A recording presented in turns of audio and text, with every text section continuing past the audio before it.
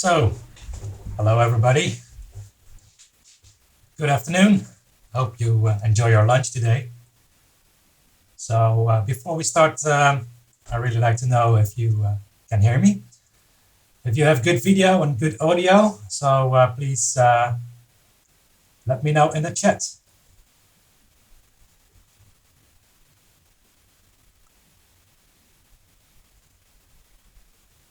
Thank you. All right, nice to see you all. So I think it's a good time to start now. So welcome everybody. I will start this webinar. And in case you have any issues concerning audio or video, please find me through the chat. From time to time I will look. And also if you have questions, the chat would be the good place to start. So without further ado, I will start this webinar. And thank you for joining. So welcome guys and girls. I hope you really enjoy your lunch today, and welcome to the webinar, small quick introduction into writing cloud platform independent Lambda functions with the serverless framework. So who's that guy in this yellow sweater? So that's me. My name is Mathijs de Jong, and I'm a solutions architect and also a JavaScript engineer. Since 2005, I'm programming in JavaScript. And let me see, I think something went wrong. Sorry. Again. So since 2005, I'm writing JavaScript. I have been working in the media and broadcasting industry, but also some other clients. You can follow me at Twitter. There's not really much in my tweets timeline, but you can find me on LinkedIn as well. I've worked for Radio 538, which is a part of Dutch Talpa network. I've been working on NOS, RTL, EO, recently for Triple, also for Marktplaats and some other companies as well, because I'm freelance. I've seen many companies, and I've been able to to do some great things with my clients, and they usually appreciated it. So enough about me. So what is this all about? It's about writing cloud functions with serverless framework. So actually, for who is this serverless intro? It's for you if you write JavaScript and get data from APIs from a day-to-day basis, on a daily basis. And also if you don't want to lose time on DevOps operations, and also if you prefer code, writing code over UI, then this is the webinar. The introduction will be a good place for you. So I'm really glad that you guys joined. This presentation will take 30 to 45 minutes max, approximately. I hope to give you some good image on what the serverless model is and what serverless is. So what do you mean by serverless? Obviously, it's not about having no servers at all. Serverless is not very literally, but it's a computing architecture. It's a model, basically, on the one hand, and on the other hand, it's the name of the framework. And I will be explaining both today. So what is it all about? It's about microservices. So APIs and gateway. So if you have multiple APIs and there's a gateway involved, which routes all the traffic and the requests to the services, to the different microservices. On beforehand, we had monolithic apps. We had one big project, some backend with lots of controllers, models, views, even rendering HTML templates. Those were the good old days. But we migrated away from that, and from bare metal to cloud functions, as the beautiful image from Daniel Crook from IBM shows you. Back in the days, we used real bare metal servers, and we had to manage them. So we rented some rack space in at a hosting provider, and we had to fully manage servers, thinking about security patches, and also scaling up wasn't that easy. Then came the virtual machines, which is an extra layer on top of the bare metal, which creates virtual instances of machines on servers that had the space for it, but also you had to manage those virtual machines as well, because they run on operating systems. You had to patch them, you had to make sure that they were secure. So it was quite a hassle, and it took some great time. We had developers, DevOps, and lots of operations guys that managed those servers. And then came the containers. Docker was, I think it was 2015 or 16 that they introduced Docker, which is the industry standard of containers, which abstracted away the need of the OS. Made sure that you have these fully operational containers. You could spin up multiple containers. And the next step, so I heard a lot of things. I don't see the chat, so I really have to check it on. Yeah, okay, that's good. So no worries about that. But what's the next hot thing? It's functions. Functions in the cloud, or better saying, cloud computing. So why is it all needed? As I explained before, you really had to manage all those servers manually. And as a developer, I can't combine programming with managing servers, thinking about all the security patches. And what way would it be? It would be very nice to have some computing available to run in the cloud. So that was the next step. AWS from Amazon started with Lambda functions, and it made possible for developers to focus on development, because that's what we like to do, and not so much DevOps. So serverless model, this cloud computing, abstracted away infrastructure. And we have some beautiful terms: infrastructure as code or config. And as I said, no need to manage services manually. So yes, there are servers, but you don't have to manage them, because they are all part of the service the cloud providers offer you. And also it enables backend as a service. So instead of hosting a monolithic backend application, it gives the developers the possibility to host the backend as a service. So without the need of manual management, you just upload your backend as a service. And also, that's one powerful aspect of serverless, is that it gives you the ability to auto-scale up and down, and also out. And the great advantage of it is that you only pay per use. So instead of having a monthly cost of the VPS you're running, or the containers, the amount of containers you have in place, you only pay per use. So it's execution time of the functions, the cloud computing functions, that you pay for. So that's really, really good. All right, but when does it actually make sense to go serverless?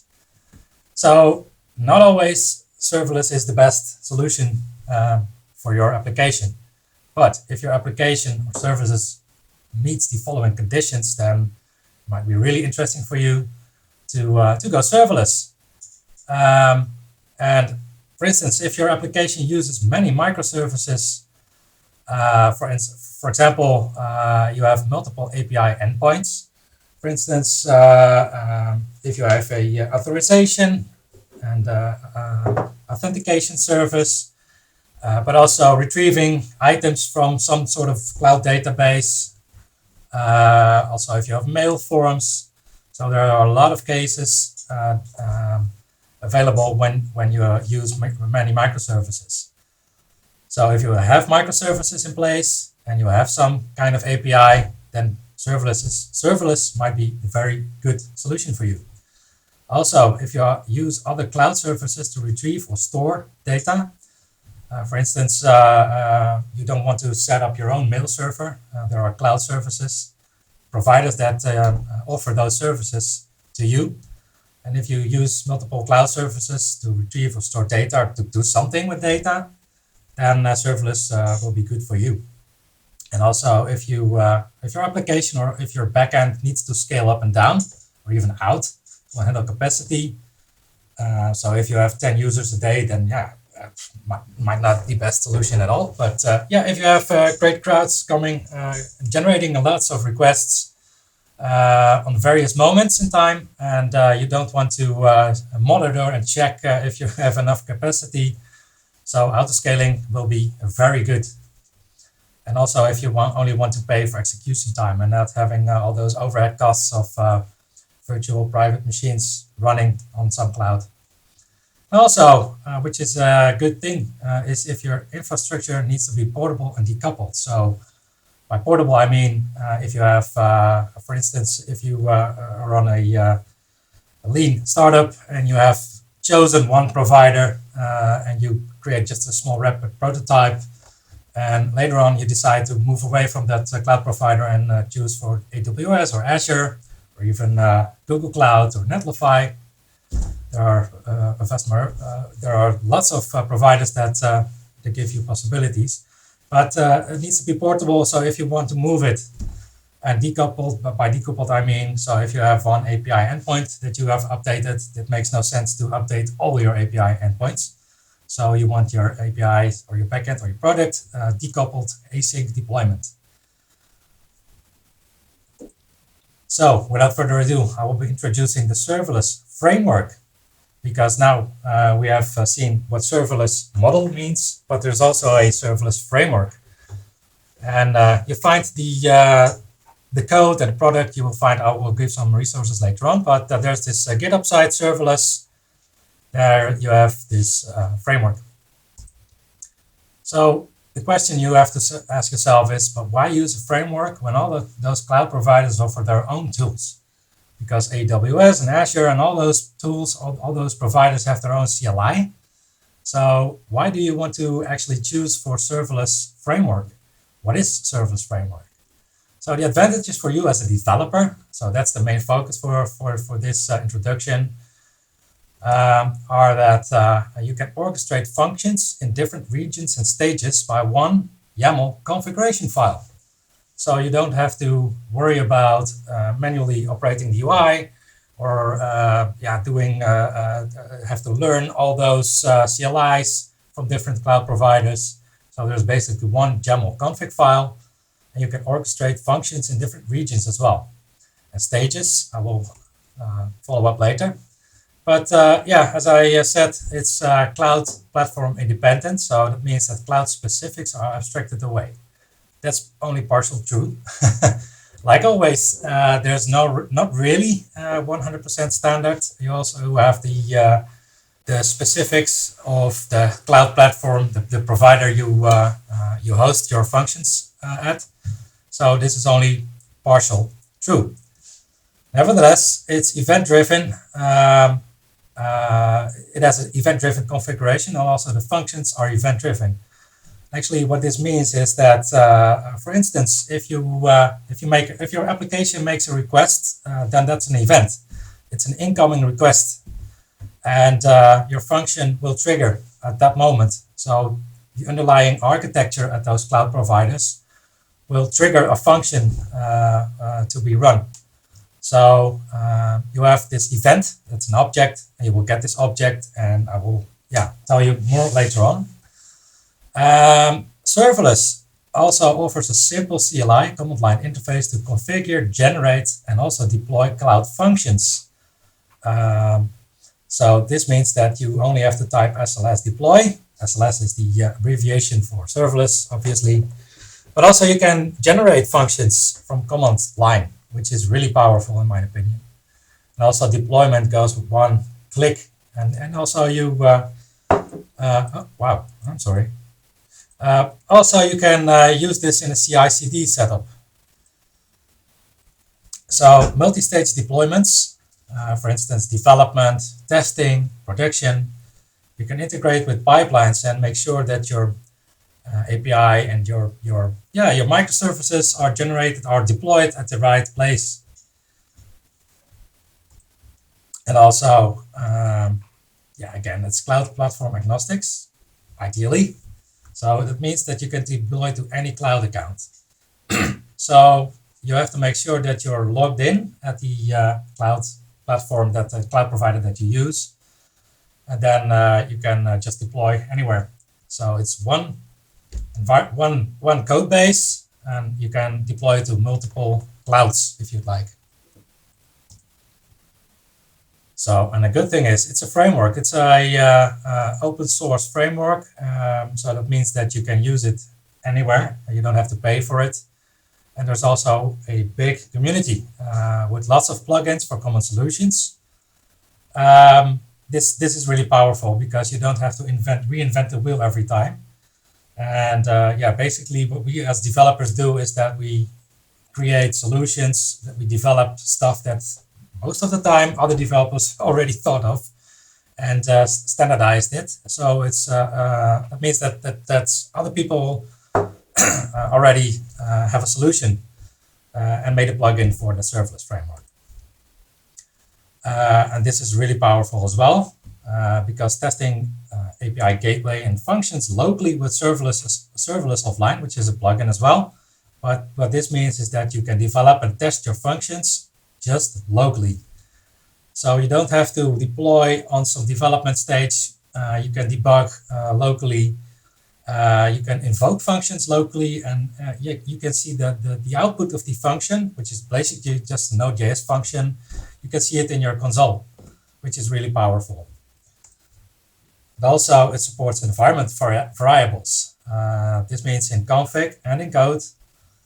So this means that you can set up a project that runs on different stages.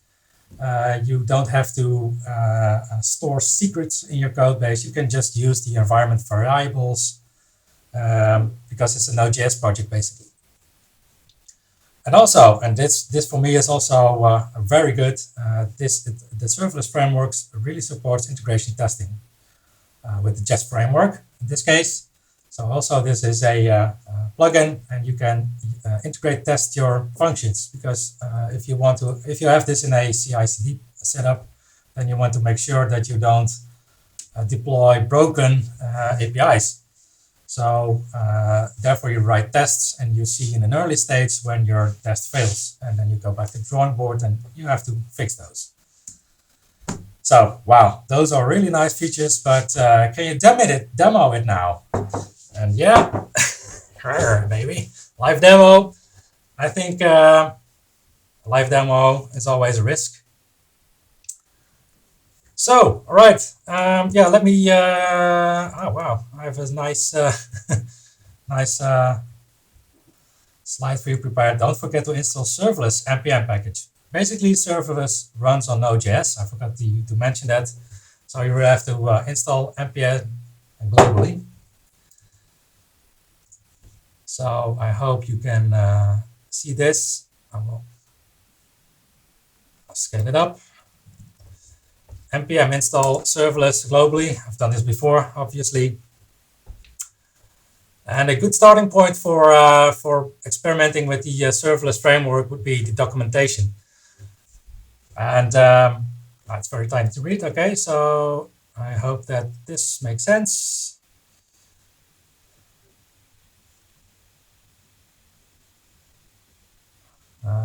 It's I think it's better. So it's just installing it. Takes a bit of time. We'll see this. So basically, serverless is a framework based on Node.js, obviously, and it's a command line tool. So you can create projects. And as it said, to start your first project, run serverless. So let's do that. Serverless.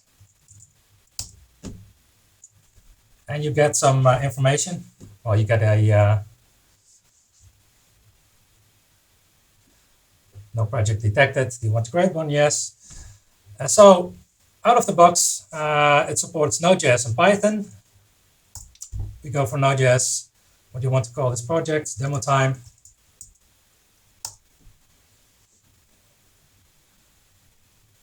Serverless account. I will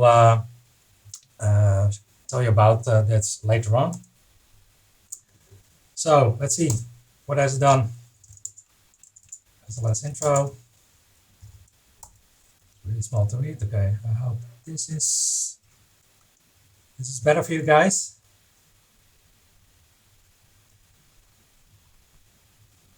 Yeah, the point is that I'm on a really ultra wide screen. It's a gaming monitor, so cool. Nice to see that it's better.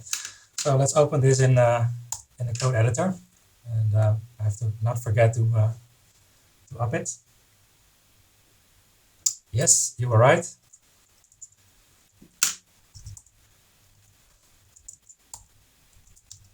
So open the correct project. So basically what you see once it opens is that we have a folder with two files, the serverless YAML and the handler.js. Increase the font size, and I hope you guys see it. So there's lots of stuff opening. So what does it look like? So we have this handler.js file and we have serverless YAML. And serverless actually offers a dashboard service, but I will ignore this for time's sake. So the default, once you don't provide any provider, is that it will create the AWS provider for you. So this basically says that it will run on AWS with the Node.js 12 environment. And then we have some commented out stuff. And this is just configuration, guys. So we have functions, and it basically creates hello for you. And it defines a handler.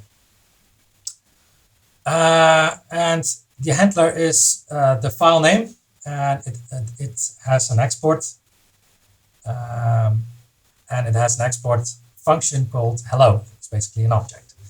So let's have a look at that. So I go to handler.js.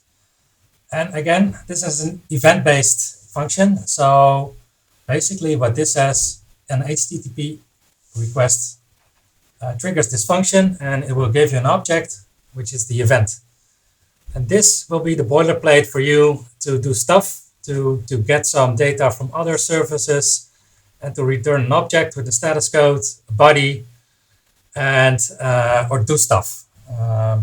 So this is very simple what serverless is. It's really unopinionated. You can use ES6 modules for this with Babel, obviously, because it's still not really 100% supported. But then again, it's just an export with a function.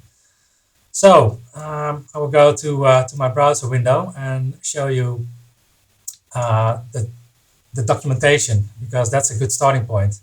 So at this point, AWS, Azure, and the Google Cloud Platform are the major platforms that are supported.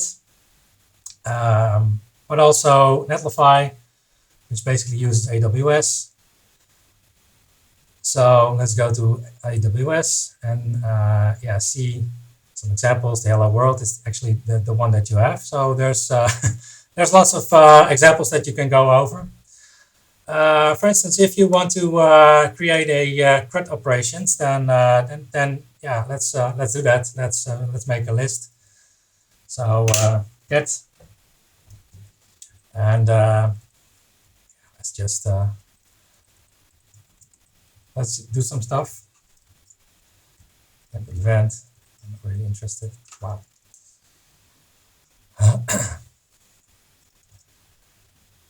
But also a good thing to do is new terminal. What I also always do is install serverless offline.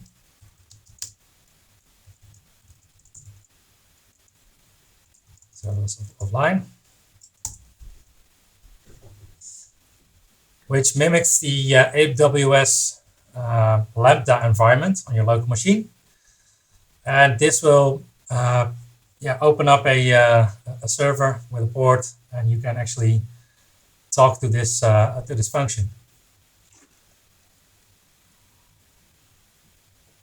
So it takes some time. That's what I mean by live coding.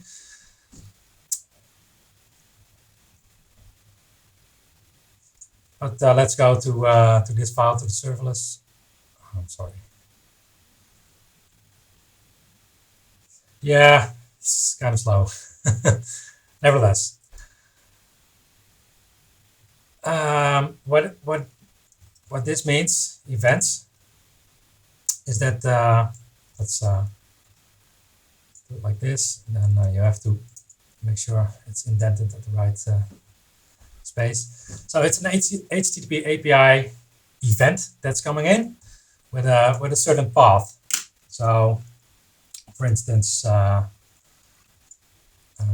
items, and the method will be get. And to make sure that this works, we also have to rename the handler.get. So basically, we have this handler file. Sorry for that. We have the handler file, and one of the questions is, what about authentication? I guess there's no platform independent way of handling that.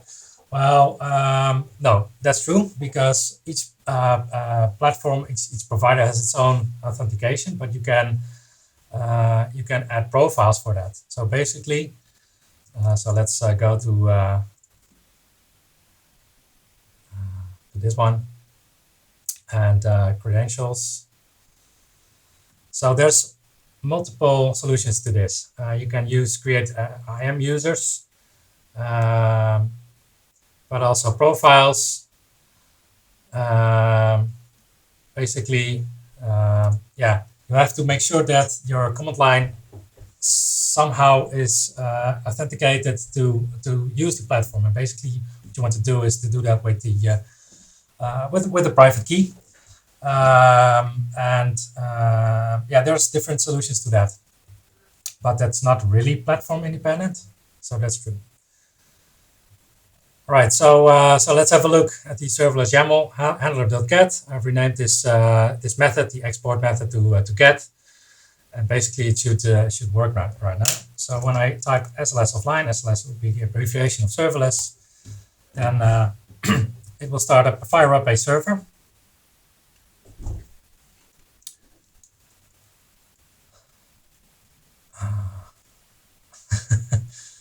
This is what I mean. All right.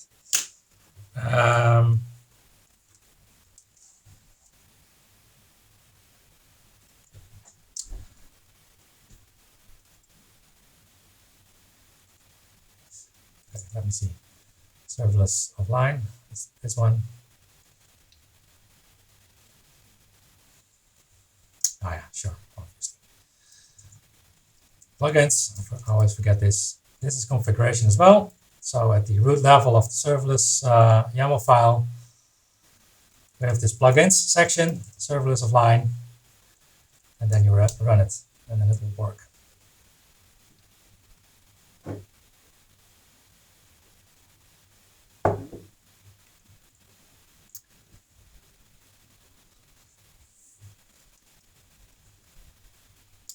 So basically what you get here is a GET request at localhost 3000. It default creates a dev stage for you. And as I said in the configuration, we have this path API/items. So let's use Postman. I hope you can see this. Let's send a request, and we'll get some response. Not found. That's always the point. I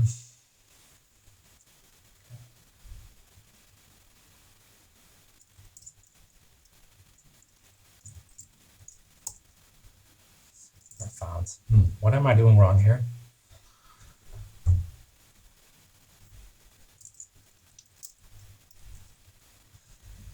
Dev not found. Oh, what is this? What? Yes, indeed. So, that's not a good thing. This is what I'm always scared of doing live demos. I think this is a risk for me. Nevertheless, so I will just explain. There's a small character at the end. Yes, right, but yes, that's absolutely right. Thank you, Rashid, for pointing me at this. So basically, what we see here is we have mimicked the API gateway from AWS locally. So we see this event, which is the Lambda returning to the API gateway. And it gives you all kinds of details on the request and the response. And in order to see if it's working, the message done, which is what I just outputted there. So okay, that's working. So let's write some stuff. For instance, this is the get, and this will return an array of, for instance, books with a title, just a book, and an author.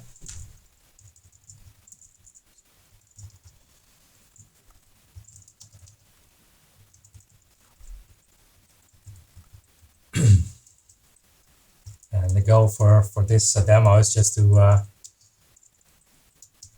show you how it works. And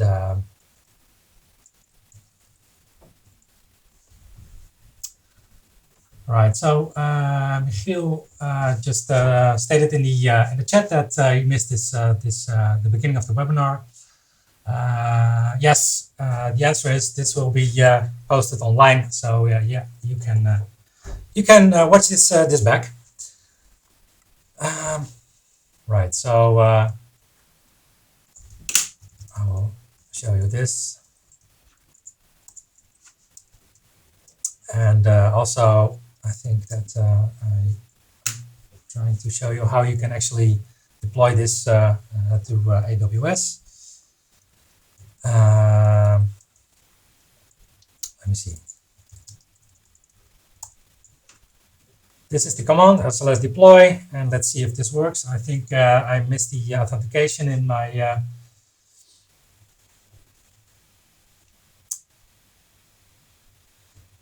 command line. And Bus is stating that input is not needed in response, right? That's actually true. So basically, let's clean this up a little bit, and it will just return the items.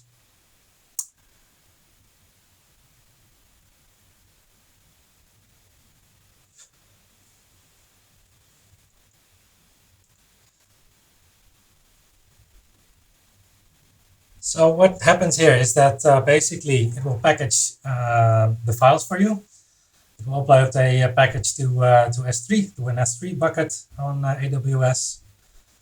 And then it will deploy the Lambda functions, and it will create an API gateway for you and configure the gateway with the correct endpoints. And obviously, I kind of forgot to mention it. In your serverless YAML file, in your configuration, you have to set up the region and the stage. So the default stage for serverless is dev. So it creates a dev stage for you, and also it creates the dev API gateway for you. And you can extend this with roles. And well, the good thing is that you can configure resources. For instance, if you have a database, then you can configure it here. So basically, this configuration is not really this platform agnostic, but also you can abstract it away because there is a plugin that will do this for you. And I think that this will take some time. But as I said, it creates a zip file package which is being uploaded to S3. It's really slow. Sorry. All right. I think it would be really helpful just to show you the starting points, because I think, well, this is it. All right. So basically, it returns the service information with an endpoint and a function name. So let's hit this.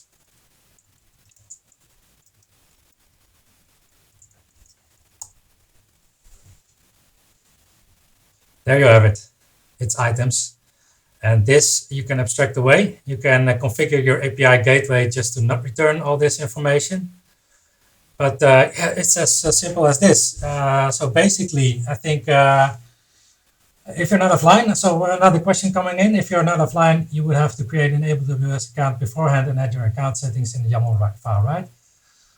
So yes, it is now hitting the real AWS, and therefore you have to configure your AWS account. What I've done this on beforehand is create an account, make sure that I have the correct role for it, and yeah, my command line was already able to log in with the private and public key.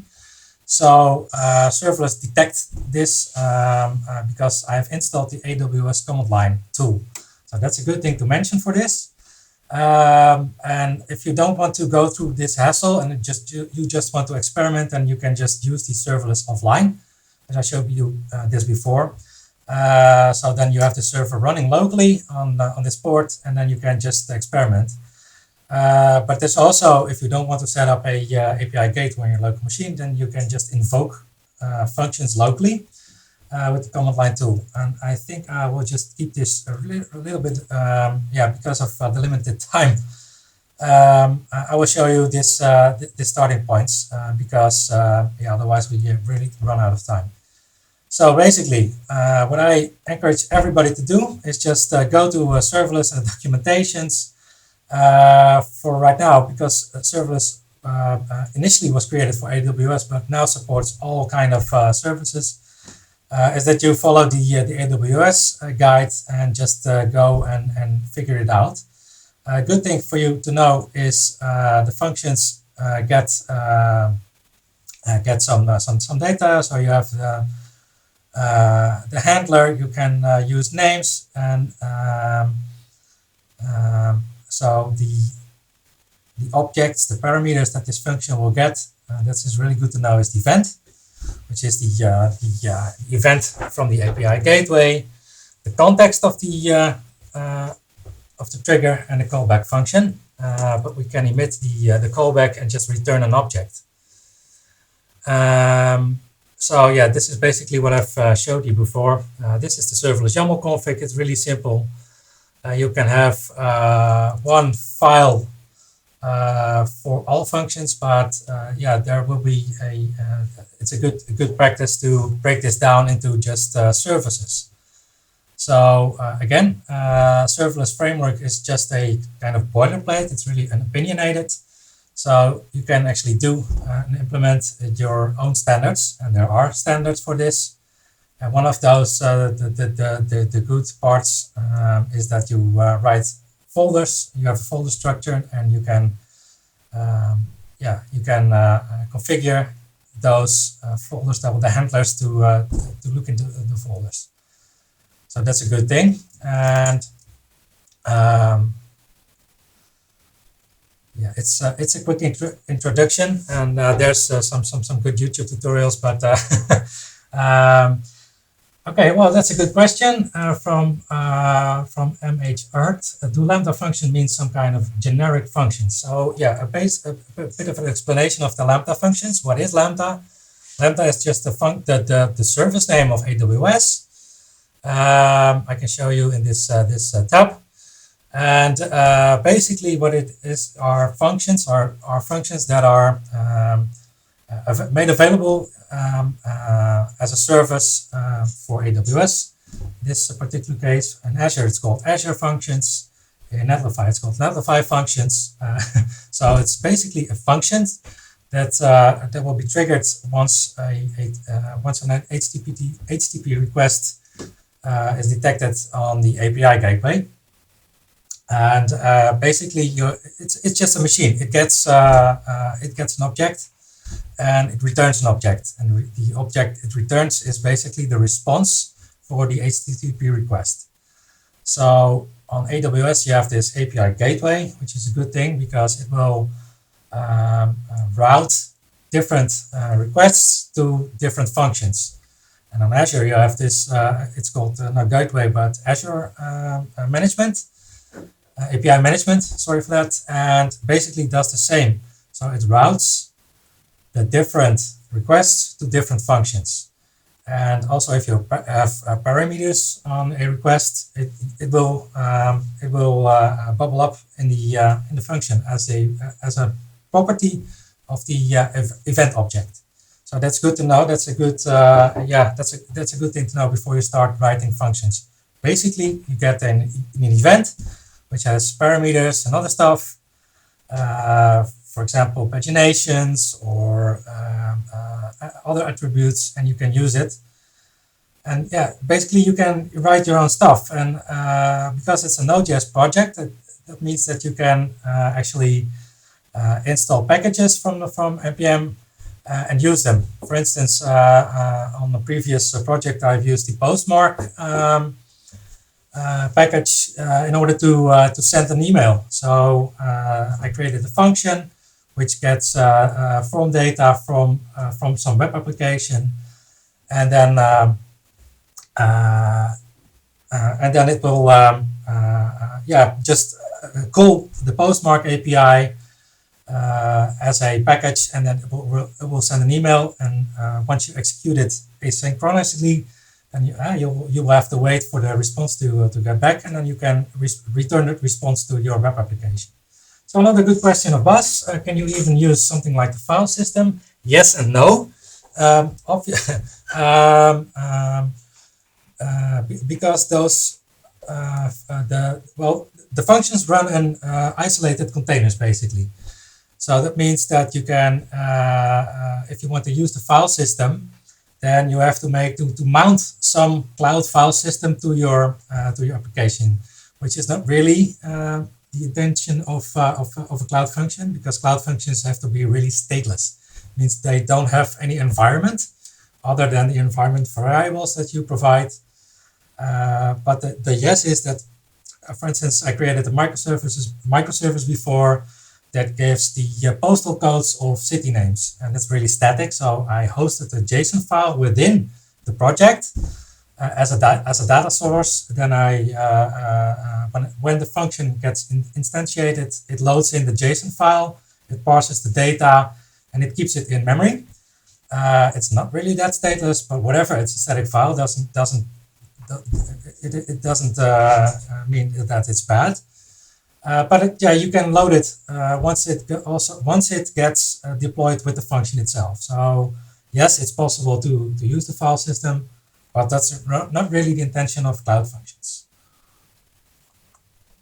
Wow, that's a lot of information. All right, and if you need to store files, etc., you will resort to S3 probably. Yes, exactly. So basically, this is just a function you can integrate other services with.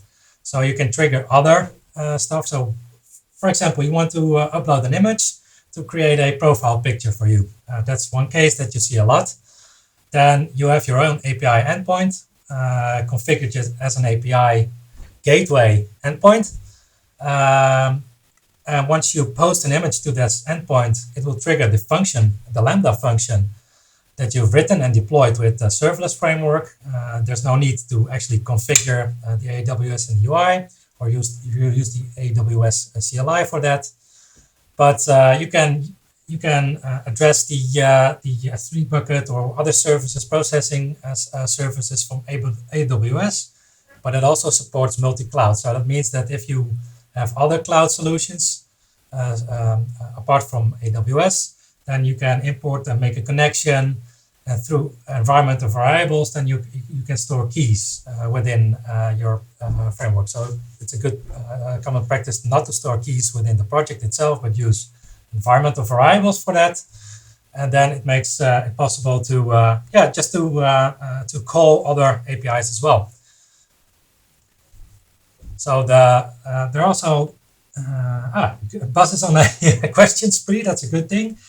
So you can even have your Lambdas in AWS and use Azure for file storage or something. Yes, that's absolutely true. So as I mentioned before, I created a mail service. I did not use the mail service from AWS, but we used Postmark because that was already in place. And basically, they have this Node.js package that you can install on the project, and that's a good thing to know. That it's basically a Node virtual machine abstracted away in AWS or in Azure or whatever provider you have. So you can install a package, use Postmark, for instance, to send an email and return the response of this Postmark call. So yes, you can use multi-cloud for this. You're not obligated to only use the one platform that you host your cloud functions on. So that's a good thing to know. And again, there's so much more to tell about this great platform. I just wanted to show you this. Please go to serverless.com blog, and then there's lots of tutorials to follow. And if you go to YouTube, there's this serverless channel, and one of the guys that maintains serverless, Gareth, he is this great guy who can explain and do stuff and tell you more about how to set up the function. And obviously, for time reasons, I can't go into really deep detail. I wish I could, but maybe that's for a next session. But yeah, if you really want to experiment, then just install it and follow some guides and amaze yourself. And the good thing, once again, is that it's some way a cloud platform independent. But you have to be aware of the differences, because once you write a function and you see that, for instance, the object you get here in the handler, the event, sometimes that AWS has a different object model than, for instance, Azure. So if you want to be fully agnostic, then you have to install this serverless plugin, which gives you the possibility to really create agnostic functions. But you can just write multiple config files, YAML, for multiple cloud providers. So if you want some development stage on Azure, for instance, and you want your testing and production stage on AWS, that's also possible. If there's any questions, I'd be happy to answer. Once again, there's good resources for this for you to experiment. But I hope that I've just shown you the differences between the serverless model and the serverless framework. A good thing also is to mention the downsides of serverless. Those are things to be aware of, because functions are run in the cloud. It means that you can you have some issues with possible cold starts. This means that when a function is deployed, then it will only start up when it receives the requests. So once the function is triggered, it will live, and then you have no downtime. But the first one will be a cold start, and it means that depending on the plan that you have, for instance, on Azure you have different plans, and also on AWS you have different plans, and those plans mean that if you have persistent functions or functions that have a cold start, and for development and testing purposes, it will be a good thing to it's no problem if you have cold starts, but yeah, you really should be aware of the cold starts in your production environments. Because I've seen that yeah, it can take some 5 to even 10 seconds for a function to return some data, and then your testers won't be really happy. So that's a good thing to be aware of. And also debugging can be a hassle, but if you install serverless offline and invoke functions locally, then yeah, it's easier. But in some cases, you also want to debug functions in your production environment. So yeah, you have to dig through the logs in your cloud platform provider. On AWS, you can obviously filter stuff and search stuff, so it's really powerful. But yeah, it's not really that obvious. It's not always as simple as outputting a console log. Because yeah, the log files are really big. So that's a good thing to know. But otherwise, I really invite you guys to just experiment, to install it locally. Yeah, and I hope you to have given you some yeah good image of what serverless actually means. And yeah, there's also lots of other platforms for this. But yeah, just take a look at serverless. It's a good name. So if there's any other questions, yeah, I'm really happy to answer. And I would be really glad to organize a follow-up and to go to details and actually write an API with different endpoints. For this introduction, it was a bit too too detailed, but yeah, it's just having a glance at the possibilities. And then I can show you some projects I've created as well. And the good thing is I'm a JavaScript programmer, came from a front-end background, but yeah, I know JavaScript, and once you know the model of the platform, of the context that you receive, then it's really easy. So I'm really enthusiastic about this project, and I invite you guys and girls to use this great framework. Right, nice, Buzz.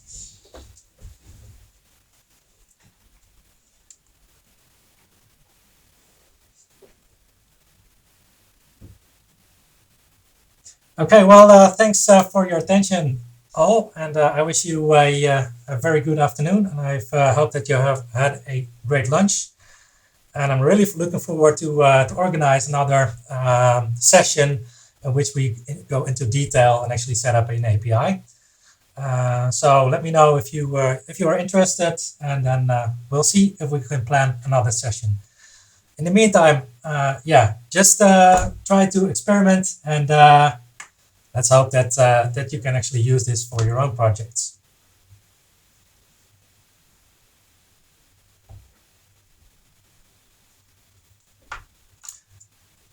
Well, there's one last slide that I have to that I have to show.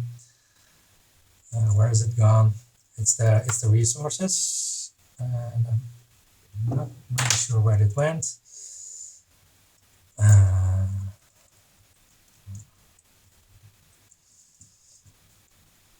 I think it's this one. So serverless offline is a good thing to actually install defaultly. All right. Thanks for watching and listening, and I hope to see you and to invite you on the next occasion. And I wish you the best. Thank you.